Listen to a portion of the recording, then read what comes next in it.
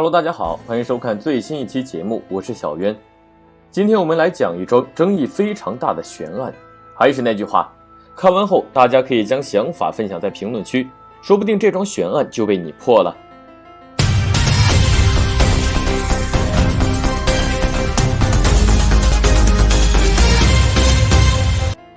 故事的主人公是詹妮弗·杰克逊以及他18岁的女儿诺拉。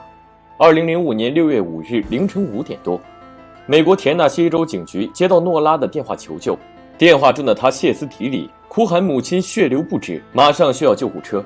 这是当时的录音。We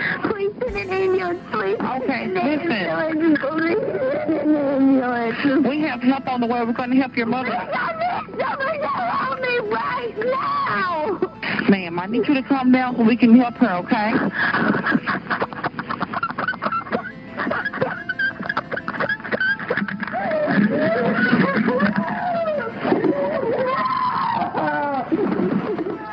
医护人员赶到时，詹妮弗赤裸倒在床脚地板上，全身被刺伤，伤口多达51处，家中一片狼藉。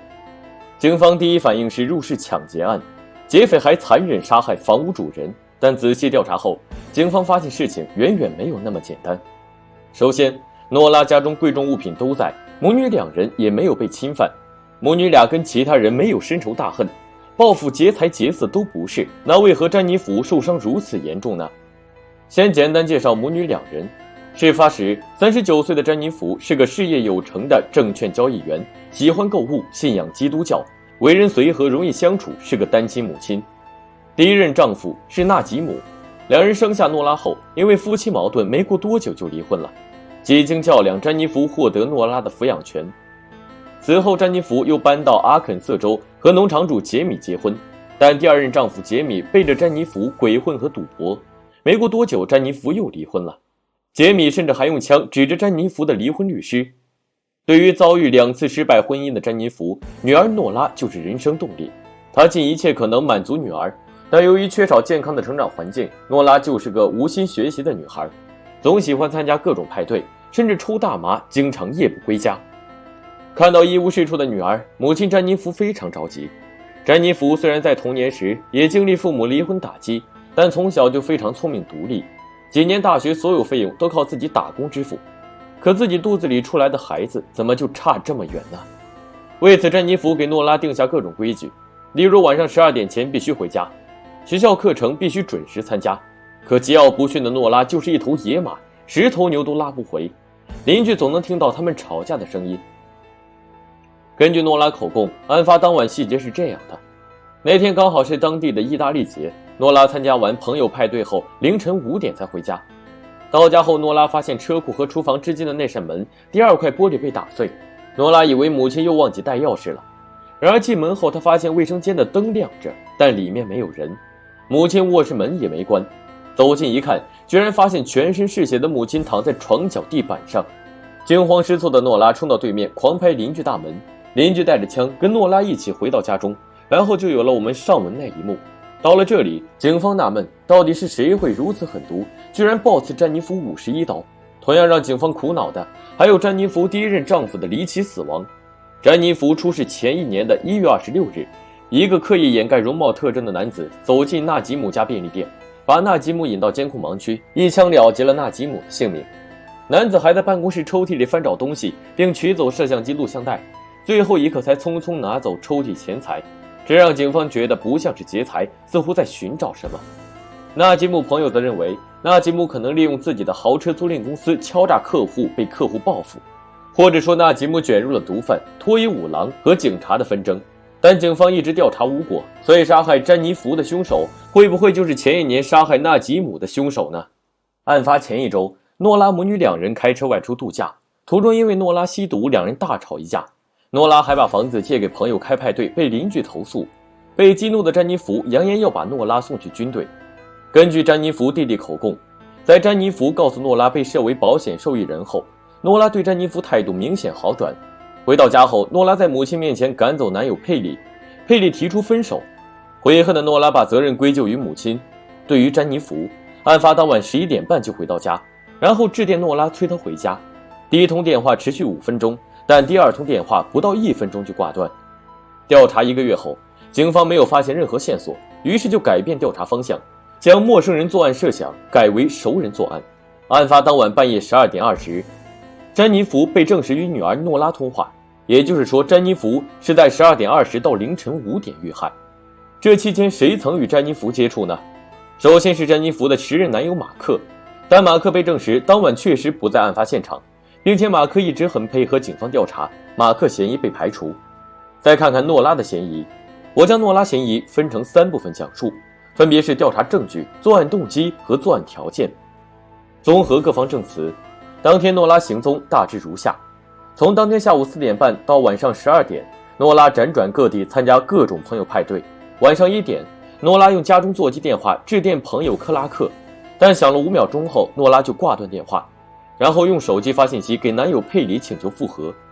然后晚上4点左右，诺拉走进药店用现金购买急救药品，但从1点到4点这3个小时，没人知道诺拉在哪里，在干什么。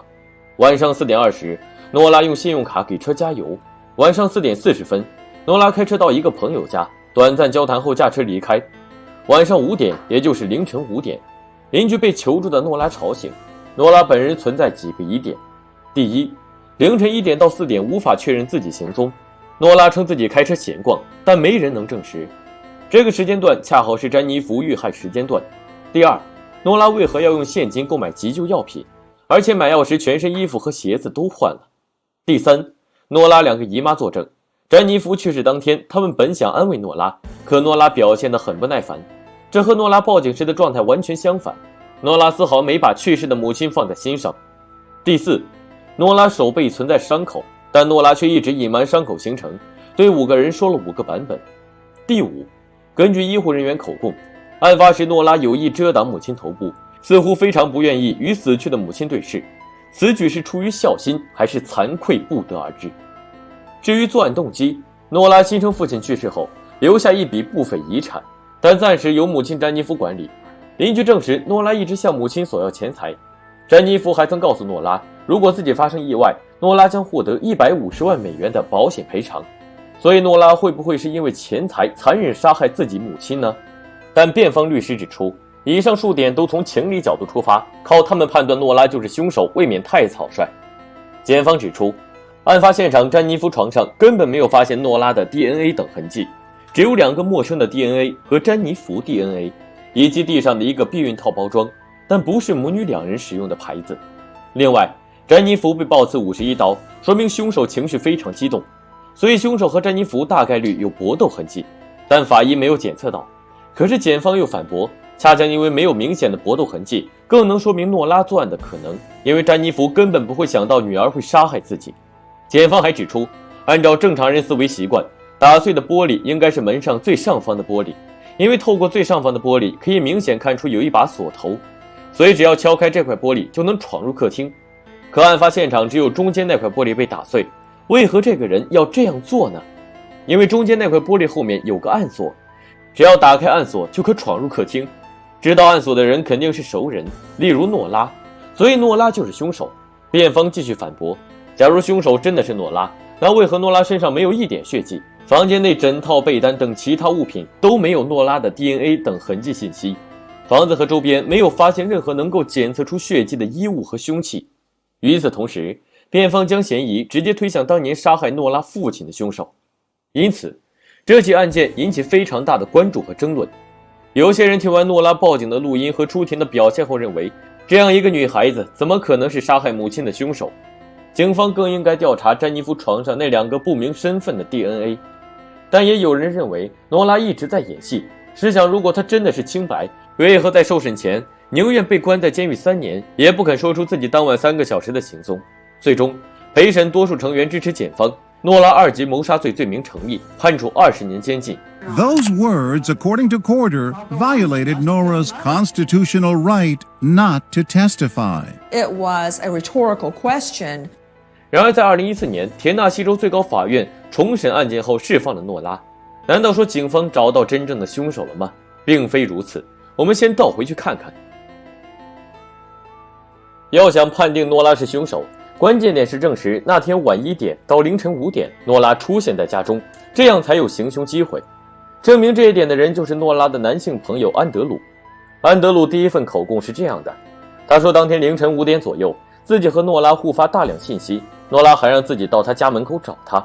安德鲁还自称是诺拉的炮友，但那天安德鲁觉得非常奇怪，这天还没亮透就找自己，又不是啥急事，他觉得很奇怪，就没有答应诺拉。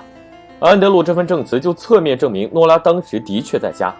结合诺拉不愿意透露自己行踪，人们很难相信诺拉不是凶手。可后来安德鲁又写信给警方，告诉警方自己之前的证词都是错的。他说实际上那天自己服用了迷药，根本没有和诺拉互通信息。可警方调查发现，安德鲁第二份口供是错的。